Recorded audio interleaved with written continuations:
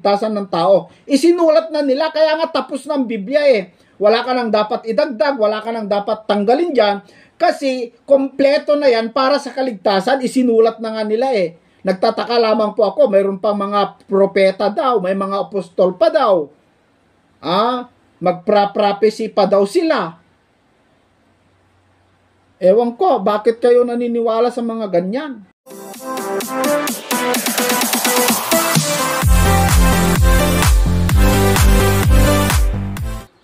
Yan po mga kaibigan, ang gusto ko pong pag-usapan natin ngayon sa ating programang Expose the Truth. Yung iglesia na itinatag ng ating Panginoong Jesucristo sa noong nandito sa ibabaw ng daigdig. Asan na yung iglesia na yon? Mga kaibigan, anong klaseng iglesia yon? May nagtanong po sa atin dito sa comment section, si kapatid na Raul Badenas. Ewan ko kung anong relihiyon ng ating kaibigan, pero nagtanong siya tungkol po doon sa iglesia na ating pinag-aaralan. Ganito ang kanyang katanungan, mga kapatid. Hinahangaan ko po pangangaral mo, SLTV. Kasi napakasipag mong mag-interpret ng Bible. Sabihin na lang natin, 1,000,000% mali ang aral ng Catholic Church. Gusto lang po kita tanungin, nasaan na yung nag-iisang church na tinatag ni Kristo, brother? So yun po yung una niyang katanungan, mga kaibigan. Paano na lang kung walang Brother Eli, wala na kaligtasan mga tao sa mundo? Ibig sabihin pala, from 1st century hanggang 1979, walang kaligtasan mga tao kasi walang Eli Soriano. Unang-una, kapatid na Raul Badenas, hindi ko po ipinapangaral na si Brother Eli ay tagapagligtas. Walang ganon. Kahit ako, wala akong karapatan para sabihin na kung hindi kayo umanib sa amin, hindi kayo maliligtas. Wala. Kasi ang kaligtasan po ay ang Panginoong Jesucristo. Napakalinaw po yung sinasabi po ng banal na kasulatan dito po sa libro ng Juan, kapitulo 14, sa versikulo 6, na sinabi po ng ating Panginoong Jesucristo, sinabi sa kanya ni Jesus, "Ako ang daan at ang katotohanan at ang buhay. Sino man ay di makaparuroon sa Ama, kundi sa pamamagitan ko." Maliwanag na kay Kristo lamang po ang daan at walang makakapunta sa Ama kundi sa pamamagitan niya, mga kaibigan at mga kababayan. So, hindi po si Brother Eli ang kaligtasan, walang ganon. Mga kababayan na nakikinig dito sa aking programa, at hindi ko po ipinapangaral na si Brother Eli ang kaligtasan, hindi, walang ganon. Pero yung itinuturo niya, sumasang-ayon ako, galing sa Biblia at naniniwala ako, yun po ay aral ng Biblia para sa kaligtasan ng tao. Ngayon, ang tanong ng ating kaibigan, kung walang Brother Eli, paano na lang maligtas ang mga tao? Katulad yung mga panahon na wala pa si Brother Eli, kasi noong 1979, sabi niya, doon lang lumitaw si kapatid na Eli. Paano yung unang century hanggang 1979, di wala nang naligtas, sabi niya, mga kaibigan. Alam mo, kapatid na Raul Badenas, ang kaligtasan hindi naman ang nakapakinig lang ng ebanghelyo. ang maliligtas hindi lamang po yung mga sumampalataya at yung nakinig sa salita ng Diyos. Hindi lamang po sila yung maliligtas. Walang aral sa Biblia na kapag hindi ka po nakapakinig ng salita ng Diyos, ay hindi ka na maliligtas. Kundi ang hindi sumampalataya, yun ang hindi maliligtas. Pero, kanino? Kanino niya sinasabi? Yung hindi sumampalataya at ay hindi maliligtas, pero yung sumampalataya ay maligtas. Kanino niya sinasabi? Yung nakakarinig. Marami po kasing maliligtas, mga kaibigan. Ito po yung mali na itinuturo po ng Iglesia ni Cristo ni Manalo, mga kababayan, na hinahatulan po nila na yung mga taong wala sa loob ng kanilang iglesia ay hindi po maliligtas, kundi sa dagat-dagatang apoy na ang kanilang destino. Mali po. Yun po ay maling paniniwala nila na wala nang maliligtas sa labas ng kanilang iglesia. Kasi paano na lamang po yung mga sanggol, yung mga fetus, wala naman sila sa loob ng iglesia ni Kristo eh. Hindi naman sila nakapasok doon sa sekta na itinayo ni kapatid na Felix Manalo. Paano na yon? Hindi na sila maliligtas. Ganun ba ka-unfair ang paghatol ng Diyos, mga kaibigan? Paano yung mga inosente? Katulad yung mga baliw. Yung mga baliw kasi hindi naman nila alam kung paano yung sinasabing pananampalataya eh. Paano na yon? Hatulan mo na lang, sa impyerno na lamang po sila. Baliw nga sila, mga kapatid. Kahit pangaralan mo yun, baka tatawanan ka lang eh. Hindi ka nga pakinggan yun eh. Mga baliw yon. Pero naniniwala ako, sila maliligtas. Pero sa mga paniniwala ng mga INC, hindi na sila maliligtas. Kasi sabi ni Jason Mathematico sa comment section niya, walang silbi yung pangangaral mo, SLTV, sabi niya. Kasi, hindi mo ginagawa yung isang patakaran na kailangan mong pumasok sa loob ng iglesia ni Kristo. So, para kay Jason Mathematico, wala na akong kaligtasan kung hindi ako papasok doon sa relihiyon o sekta ng iglesia ni Kristo na itinatag ni Ka Felix Manalo. Pero hindi naman ako naniniwala doon. Bakit, mga kaibigan? Dahil ba ang pangalan ay Iglesia ni Kristo ay maliligtas na? Dahil ba ang pangalan ay Iglesia ng Diyos maliligtas na? Maling pagkaunawa yung ganun, mga kapatid. Sa Iglesia ng Diyos na nasa Biblia,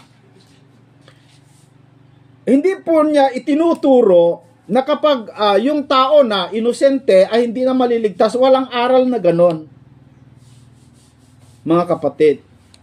Kasi ang kaligtasan hindi naman po kasi yung mga sumampalataya lang ang maligtas eh.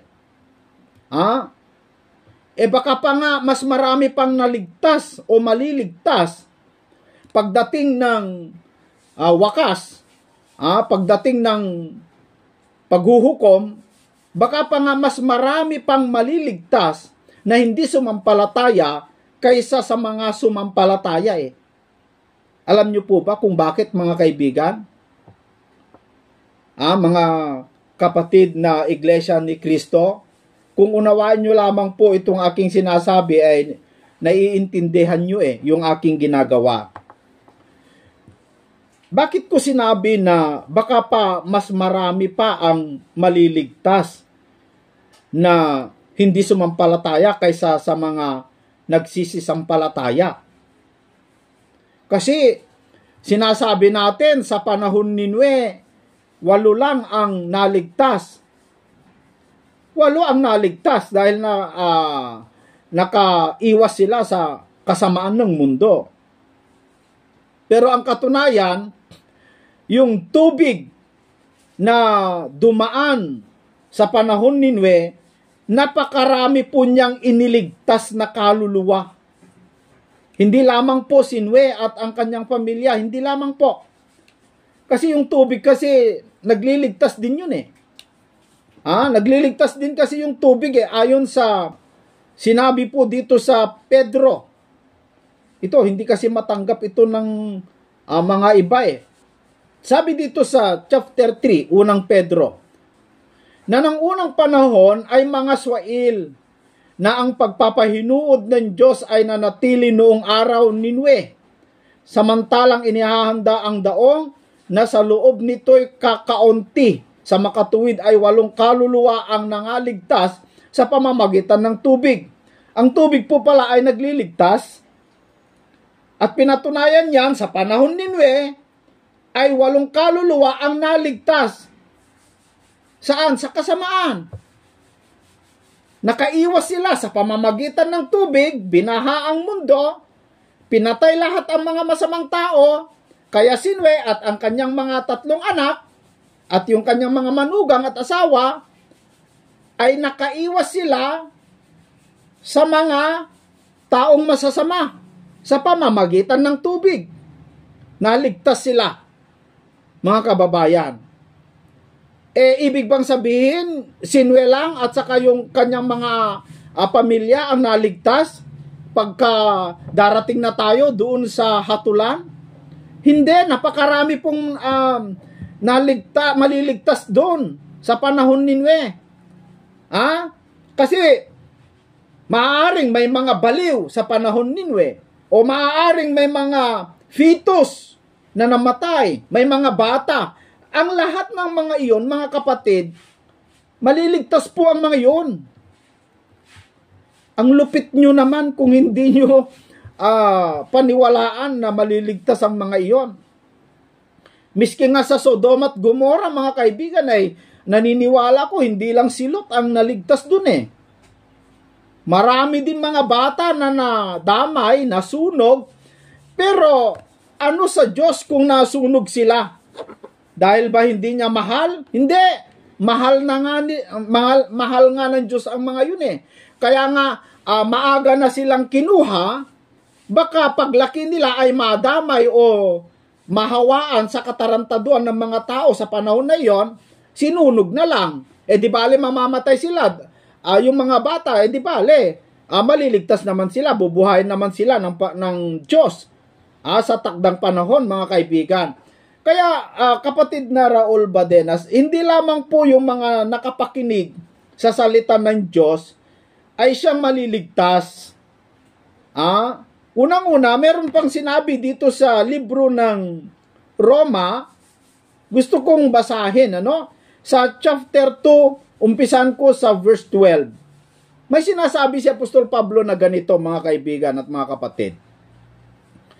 Sapagkat ang lahat ng nangagkasala ng walang kautusan ay mga papahamak din naman ng walang kautusan. At ang lahat ng nangagkakasala sa ilalim ng kautusan ay sa kautusan din sila hahatulan. So doon po pala sa kahatulan o sa white throne judgment, mga kaibigan, kapag haharap po tayo doon sa hukuman ng Diyos, yung mga hindi inabutan ng salita ng Diyos, yung hindi naabutan, wala silang nalaman na salita ng Diyos, pero namatay sila, hahatulan sila ng Diyos hindi sa pamamagitan ng Biblia o kautusan. Kasi wala naman sila sa ilalim ng kautusan. Pero yung mga nasa ilalim ng kautusan, hahatulan sila sa ilalim ng kautusan kung saan sila natapat. Tandaan po ninyo, mga kaibigan, ang Biblia po may panapanahon panahon ni Moises, panahon ni Noe, panahon ng Kristyanismo, kung asan ka natapat sa panahon, tulad natin, panahon tayo ni Kristo, sa kautusan ni Kristo tayo hahatulan. Pero yung mga tao na hindi inabutan, kagaya yung mga liblib na lugar, yung kabundukan, hindi maabot ng mga mangangaral para ibahagi ang salita ng Diyos, hindi sila nagkaroon ng pananampalataya. Paano ang mga yon? Katulad na lamang po yung sinabi mo sa panahon ng wala pa ang kapatid na Eli. Naniniwala po kasi ako na yung pagliligtas ng Diyos hindi po naputol. Kasi unang-una, ang ibig nga ng Diyos ay maligtas lahat ng mga tao mga kaibigan Kaya sa paghatol, ayon dito sa ating nabasa, doon sa mga walang kautusan, nakasala, hahatulan sa labas ng kautusan. Ang Diyos na po bahala doon. Pero yung nasa ilalim ng kautusan, hahatulan sila sa ilalim ng kautusan. 13. Sapagkat hindi ang mga tagapakinig ng kautusan ang siyang mga ganap sa harapan ng Diyos, kundi ang nangagsisitalima sa kautusan ay aariing mga ganap. O kita mo, mga kaibigan? No? So hindi lamang po yung mga nakapakinig ng kautusan ay siyang maliligtas, kundi pati pa yung mga walang napakinggang aral, mayroon din silang kaligtasan. Kasi ang Diyos naman ay matuwid na hatol matuwid na hukom Alam naman niya kung talagang hindi ka nakaabot sa salita niya, alam naman ng Diyos yun.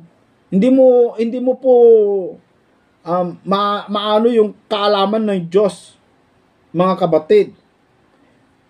14, sapagkat kung ang mga hentil na walang kautusan sa katutubo ay nagsisigawa ng mga bagay ng kautusan, ang mga ito na walang kautusan ay siyang kautusan sa kanilang sarili, na nangagtatanyag ng gawa ng kautusan na susulat sa kanilang puso, na pinatotohanan nito pati ng kanilang budhi at ang kanilang mga pag-iisip, ng nangagsusumbungan o nangagdadahilanan sa isa't isa.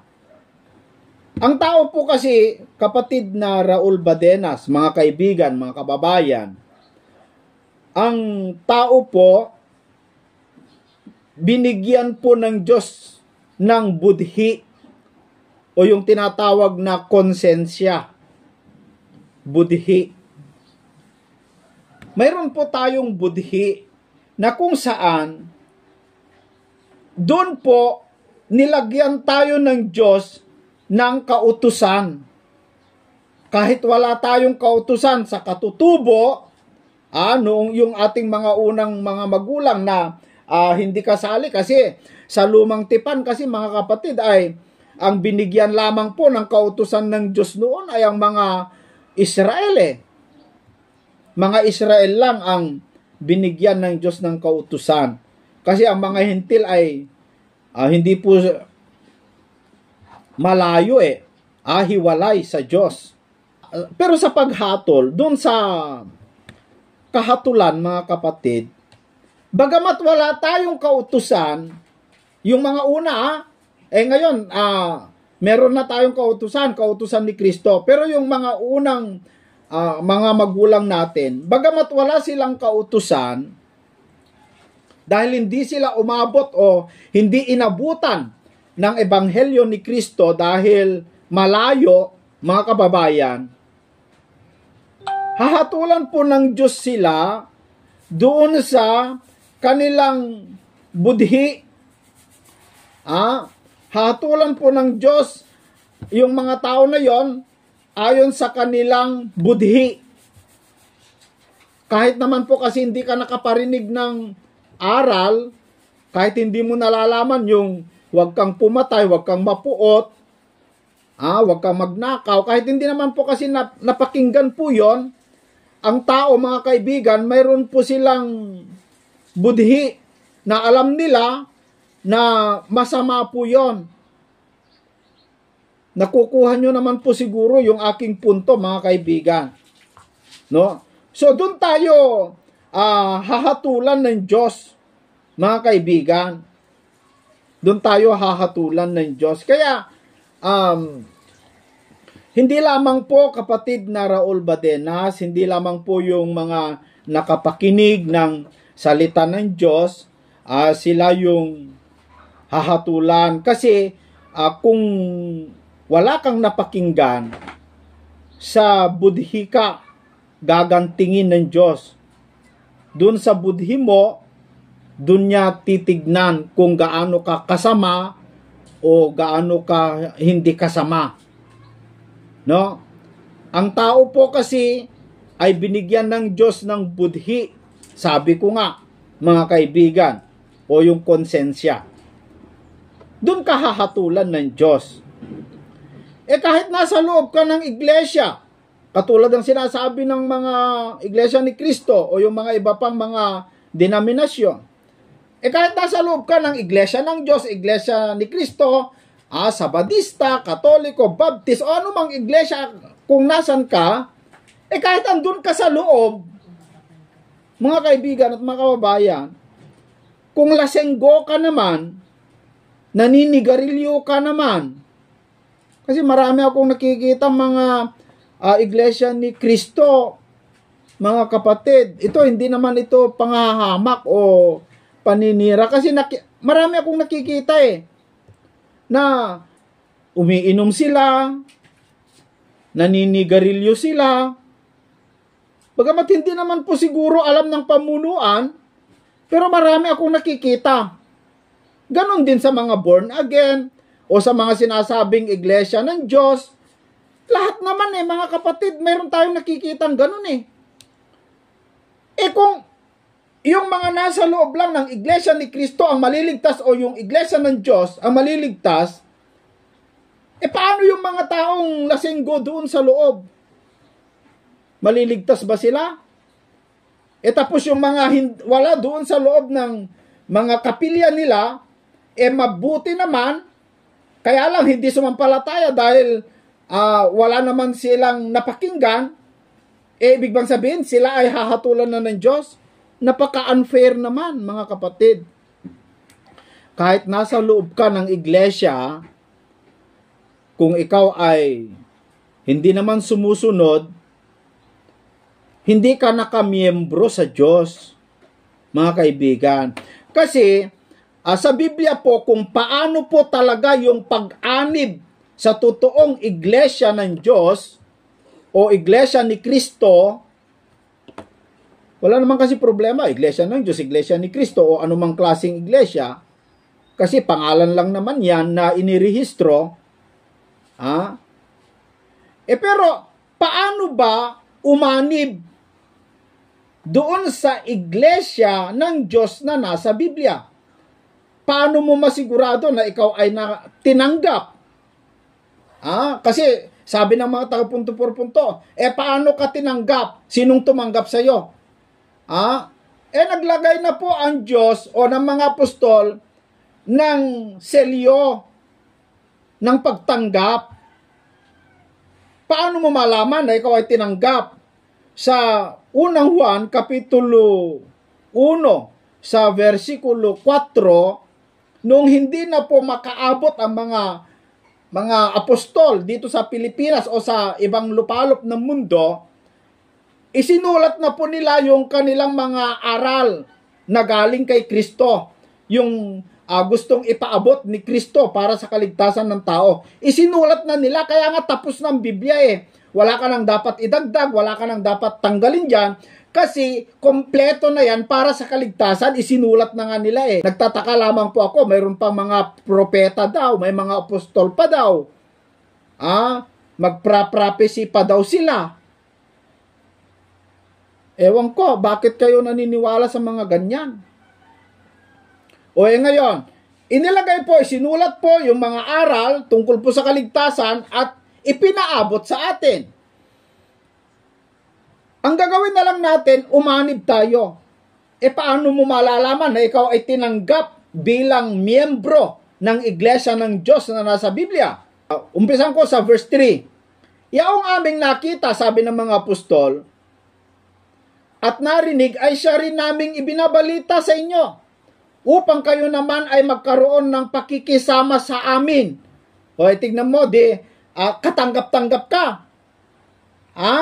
Oo, at tayo ay may pakikisama sa Ama at sa kanyang anak na si Jesucristo. Paano? Paano ka umanib? At ang mga bagay na ito ay aming isinusulat upang ang ating kagalakan ay malubos. 5. At ito ang pasabing aming narinig sa Kanya at sa inyo'y aming ibinabalita na ang Diyos ay ilaw at sa Kanya'y walang anumang kadiliman. Doon sa iglesia ng Diyos, mga kaibigan, wala daw ni anumang kadiliman. Tuloy, kung sinasabi natin tayo'y may pakikisama sa Kanya at nagsisilakad tayo sa kadiliman, ay nangagbubulaanan tayo at hindi tayo nagsisigawa ng katotohanan. Kahit sinasabi mo, iglesia ka ng Diyos, o iglesia ka ni Kristo, o ikaw ay relihiyoso, pero gumagawa ka naman ng kadiliman, nagsisinungaling ka lang. Hindi ka natanggap. Hindi ka katanggap-tanggap. Kasi yung itinuturo mo, o yung sinusunod mo, aral ng tao, hindi naman aral ng Diyos. O hindi ka natanggap. Kahit pa kapangalan mo yung nasa Biblia na iglesia ng Diyos, mga kaibigan. 7. Ngunit kung tayo'y nagsisilakad sa liwanag, na gaya niyang nasa liwanag, ay may pakikisama tayo sa isa't isa at nililinis tayo ng dugo ni Jesus na kanyang anak sa lahat ng kasalanan. Tinanggap ka na Sila nga yung mga apostol nga ang tumanggap sa iyo Kapag gusto mong makipagmiyembro sa kanila o sa iglesia ng Diyos na nasa Biblia, sinabi nila kung paano. At kapag ginawa mo, katanggap-tanggap ka na. Mga kababayan, ito yung hindi naiisip ng mga ibang mga tulad ng mga Katoliko. Sabi kasi ni John Doe ng mga pare, sabi nila sa punto por punto, sino tumanggap sa iyo? Wala na yung mga apostol, kanino ka nakianib? Kasi gusto nilang palitawin na sila yung karugtong ng mga apostol, kaya dapat sila yung tatanggap sa iyo para matanggap ka ng Diyos. Paano ka tatanggapin ng Diyos kung katarantaduhan naman yung ginagawa mo? Ipinapanalangin mo yung mga patay. Saan mo natutunan yun? Sa Biblia, wala namang ganon. Magbayad ka ng kumpil, magbayad ka ng indulhensya para maligtas ka. Ganun ba? Di lahat ng mga mayayaman tulad ni Saldico, tulad ng mga kurap na mga tarantadong mga politiko, di maliligtas na sila, magbayad lang sila. Saan sila kukuha ng pambayad? Doon sa kanilang kinurap. Ganun ba ka-unfair ang Diyos? Mga taga-punto por punto? Di paano na yung mga baliw? Paano na yung mga namatay na walang kakayahan para mambayad ng indulhensya po ninyo? Hindi na sila maliligtas. Yan ang hindi po naunawaan. Matatanggap ka sa iglesia, sa loob ng iglesia ng Diyos, kung sundin mo yung kanilang mga ipinangaral. Kasi maliwanag dito, ulitin ko sa 7. Ngunit kung tayo'y nagsisilakad sa liwanag, na gaya niyang nasa liwanag, ay may pakikisama tayo sa isa't isa. Maliwanag binigyan na tayo ng assurance ng mga apostol Nililinis tayo ng dugo ni Jesus na kanyang anak sa lahat ng kasalanan. Amen. Napakaganda, no? Sana malaman ito ng mga tao. Kapatid na Raul Badenas, salamat sa iyong pagtanong at atin pong nasagot itong tanong mo, kaibigan. Maganda yon, maganda mga kaibigan, i-clarify po ninyo yung mga pagdududa. Ano? Isa pang tanong niya ay, asan na yung iglesia na yon? Tinatanong ni kapatid na Raul Badenas kung asan yung iglesia na itinatag ng ating Panginoong Hesukristo. Ang iglesia po kasi mga kaibigan, ang iglesia na tinatag ng ating Panginoong Hesukristo, kung atin pong hinahanap, kung asaan, alam niyo po, ayon sa Biblia, ang iglesia na itinayo ng Diyos sa pamamagitan ni Kristo para sa kaligtasan ng tao, yung mga tao na sumusunod sa aral ng Diyos, aral ng Biblia, sila yung iglesia ng Diyos na itinatag ni Kristo. Ngayon, tinatanong mo kung asaan, hanapin mo yung mga tao na talagang gumagawa ng aral ng Biblia, yun po. At natitiyak ko, hindi po naputol yon. Nung panahon ng Inquisition nahinto siguro, pero ewan natin kasi wala naman tayo sa panahon na yon. Pero naputol lang siguro, o di kaya hindi lamang po hindi nakapangaral yung mga tao noon kasi takot sila dahil sa Inquisition na ginawa po ng Iglesia Katolika at ng mga nasa puder ng gobyerno ng England o ano pa bang mga gobyerno, no, nung araw.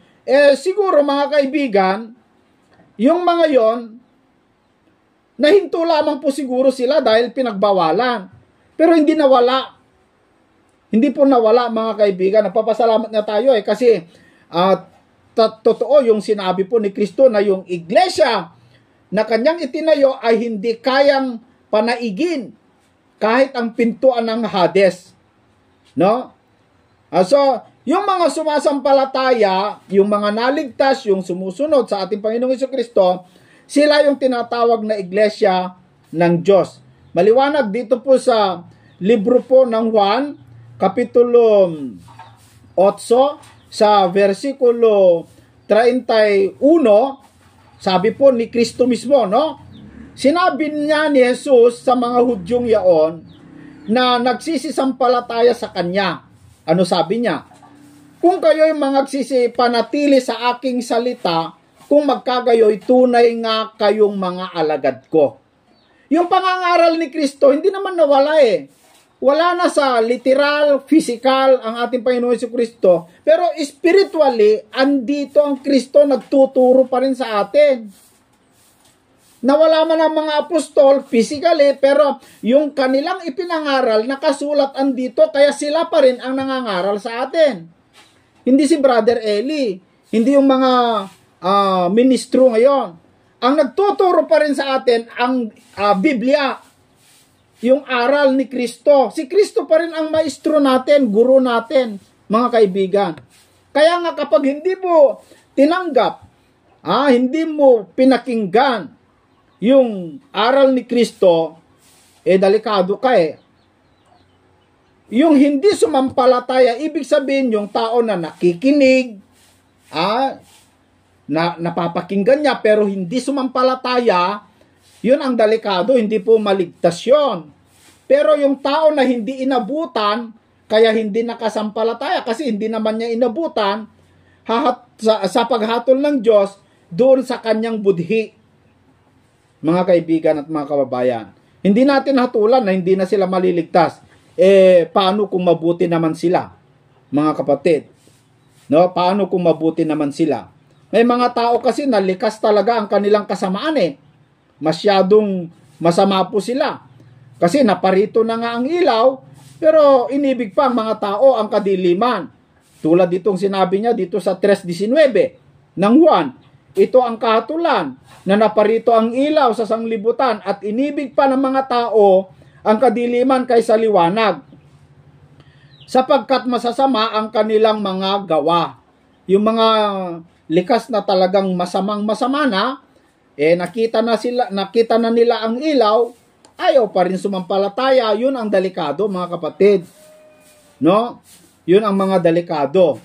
at yung mga nakapakinig at hindi po tinanggap, ayon din dito sa Juan Kapitulo 12, sa versikulo 48, sabi po ni Kristo, ang nagtatakwil sa akin at hindi tumanggap sa aking mga pananalita ay mayroon isang hahatol sa kanya. Ang salitang aking sinalita ay siyang sa kanya'y hahatol sa huling araw. Yan po, maliwanag po mga kaibigan, no? Maliwanag po. Sa paghahatol po kasi mga kaibigan, ay hindi naman tayo hahatulan ayon sa ating mga relihiyon eh. Ang Diyos po, hahatulan tayo ayon sa ating mga ginawa. So kung nasa ilalim ka ng kautusan ni Moises, doon sa kautusan ni Moises hahatulan ka. Kung nasa panahon ka sa kautusan ni Kristo, doon ka hahatulan sa kautusan ni Kristo, hindi sa kautusan ni Moises. Sa kautusan ni Kristo ka hahatulan, mga kaibigan. Pero kung wala ka hindi ka nakabahagi sa kautusan ni Moises, hindi ka rin nakaabot sa kautusan ni Kristo, wala kang kautusan na nakita, natanggap, sa budhi ka hahatulan ng Diyos ayon sa iyong mga gawa. Dito po sa libro po ng Santiago, sabi po dito sa Kapitulo 2, versikulo 13, sapagkat ang paghuhukom ay walang awa. Kanino? Doon sa hindi nagpakita ng awa. Bakit? Ang awa ay lumuluwalhati laban sa paghuhukom. Abay, kahit po pala ikaw ay hindi inabutan ng salita ng Diyos, kung ang budhi mo naman ay maawain, naging maawain ka sa tao, matulungin ka sa tao, bagamat wala kang kautusan, pero nagagawa mo yung mga kautusan, abay ang Diyos po mga kaibigan, lumuluwalhati ang kaawaan doon sa paghahatol o sa hukuman ng Diyos. Sana kapatid na Raul Badenas ay naunawaan mo yung aking sagot sa iyong katanungan. Kung meron ka pa pong pagdududa, at kayo mga kapatid, kung meron kayong pagdududa sa aking sinasabi, pwede naman po kayong magtanong, sagutin natin sa video. Kasi po, medyo matagal siguro hindi tayo makapag-live kasi nasira po yung aking ginagamit na pan-live. Wala naman po tayong kakayahan bumili, mga kapatid. Kaya ganito po muna, no? Mag-record na lamang po tayo, mga kaibigan. Pasensya yung mga naghihintay sa ating live. Sana po ay magkaroon din, kung loobin ng Diyos, para personal na makapag-usap-usap po tayo. Nalulungkot nga ako, mga kaibigan, namimiss ko na kayo. Yung mga kasama ko, yung mga pumapasok sa aking live, namimiss ko na po kayo, mga kaibigan at mga kapatid. No? Di bale, meron naman po akong mga messenger sa inyo, mag-chat na lamang po kayo sa akin, mga kaibigan, no? Para makapag-usap-usap tayo, no, mga kaibigan. Sana po ay naunawaan po ninyo yung aking kasagutan dito sa tanong ng ating kapatid na Raul Badenas. Kung asan na po yung mga tao na sumasampalataya at gumagawa ng buo sa aral ng Diyos, ayun, andun ang presensya ng Diyos. Andun ang tinatawag na iglesia ng Diyos na kanyang itinayo sa pamamagitan ni Kristo. Hanggang sa muli po mga kapatid dito sa ating programang Expose the Truth. Maraming salamat po sa inyong lahat.